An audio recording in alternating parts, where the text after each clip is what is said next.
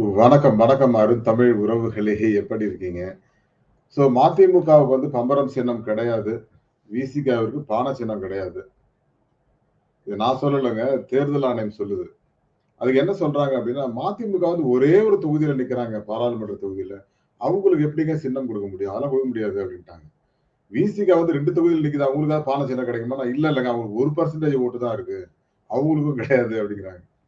ஒண்ணு இந்த வழிக்கு வா, இல்ல அந்த வழிக்கு வா அப்டின்னா, 2 வழிக்குமே நாங்க வரமாட்டோம் அப்டிங்கிற மாரி தேர்தல் ஆணையம் வஞ்சித்து இருக்கிறது அப்டிங்கிறது தான். இத பற்றி விரிவாக பார்க்கலாம். அதுக்கு முன்னாடி உங்களுடைய கருத்துக்கள் வரவேற்கப்படுகின்றன. அதே மாரி நம்ம சேனல லைக் பண்ணுங்க, சப்போர்ட் பண்ணுங்க, சப்ஸ்கிரைப் பண்ணுங்க.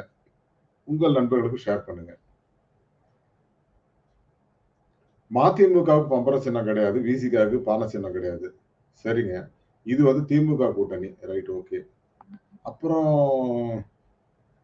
அந்த தமிழ் மாநில காங்கிரஸ் அவங்களுக்கு 3 எம்பி நிக்கிறாங்க. அதனால வந்து அவங்களுக்கு சைக்கிள் சின்னம் ஓகே ஆயிடுச்சா? 10 தொகுதியில நிக்கிறாங்க. அவர் பேர் என்ன? மறந்து போச்சு. பாட்டாளி மக்கள் கட்சி. அவங்களுக்கு மாம்பழ சின்னம் கிடைக்குது. கேட்கற சின்னம்லாம் பாஜக கிட்ட நிக்கிறவங்களுக்கு கிடைக்குதுங்க. இங்க எப்படி? ஓபிஎஸ் கூட பக்கெட் சின்னம் குடுத்துருக்காங்க. பக்கெட் பானைக்கு பதிலா பக்கெட் குடுத்துட்டாங்க. அப்புறம் மதிமுகவுக்கு ஏங்க பம்பரம் சின்னம் குடுக்கக் கூடாது? அவங்க எதிர்க்கட்சி. Okay, okay. அப்ப விசிகாவும் எதிர்க்கட்சி தானங்க. இது என்ன கதையா இருக்கு? விசிகா வந்து தென்னிந்தியா முழுமைக்கும் நாங்க போட்டியிட போறோம். எங்களுக்கு எல்லாத்துக்கும் ஒரே சின்னம் குடுங்கன்னு சொல்லி கேட்டாங்க. அது கிடைக்கல. ஒரு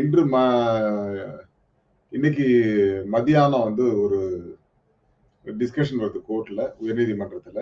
அங்க வந்து முறையிட போகிறது விசிகா. அவங்களுக்கு அந்த பானை சின்னம் கிடைக்குமா, கிடைக்காதாங்கிறது இன்னைக்கு தெரிஞ்சிரும்.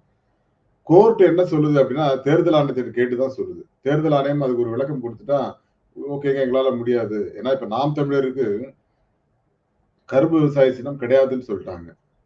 கரும்பு விவசாய சின்னம் கிடையாது அப்டின்னா, மைக்கு சின்னம் குடுத்தாங்க. எனக்கு மைக் சின்னம் வேணாம். எனக்கு வந்து படகு சின்னம் குடுங்கன்னு சொன்னாங்க. அதெல்லாம் படகெல்லாம் எதுவும் குடுக்க முடியாது. மைக்கு தான் போ! அப்படின்னு அனுப்பிச்சு விட்டாங்க. ஏங்க படகு வேற யாருக்கும் குடுக்கலைங்க. எங்களுக்கு பொதுப்பட்டியல கொண்டு வாங்க. எங்களுக்கு அந்த படகு சின்னம் குடுங்க அப்படின்னா, நீங்க கேட்கிற மாரிலாம் குடுக்க முடியாதுங்க. இதுதான். இது வேணுமா? வேணாமா? அப்படிங்கிற மாரி தான் தேர்தல் ஆணையம் பஞ்சாயத்து செய்கிறது அப்படிங்கிறது ரொம்ப ஆச்சரியமா இருக்கு. இதுக்கு முன்னாடிலாம் தேர்தல் ஆணையம் அப்படிலாம் இல்லையேங்க. காங்கிரஸ் ஆட்சிலாம் வேற மாரிலாம் இருந்தது. இப்ப என்னங்க? அப்படிங்கிற மாதிரி சில விஷயங்கள் டிஸ்கஸ் பண்ணப்பட்டாலும், தேர்தல் ஆணையம் வஞ்சகம் செய்கிறதா? இல்லையா? அதாவதுங்க, அ 1% ஓட்டும் கிடையாது. சென்ற முறை போட்டியிட்ட இடங்கள்ல ஜெயிக்கவும் இல்ல. ஜெயித்த கட்சிக்கு வந்து நீங்க பானை சின்னம் குடுக்க மாட்டேங்கிறீங்க. ஜெயிக்காத ஒரு கட்சிக்கு சைக்கிள் சின்னம் குடுத்துடுறீங்க. அதேபோல மாம்பழம் சின்னம் குடுக்குறீங்க. கடந்த முறை ஜெயிக்கவே இல்லையே பாட்டாளி மக்கள் கட்சி. அப்புறம் எப்படிங்க பானை சின்னம் குடுத்தீங்க? இதெல்லாம் நீங்க கேட்கக்கூடாது. நீங்க யார் கேட்கறதுக்கு? உங்களுக்கு என்ன அதிகாரம் இருக்கு? அப்படின்லாம் என்ன கேட்காதீங்க. நான் கேட்கல. மக்கள் கேட்கறாங்க.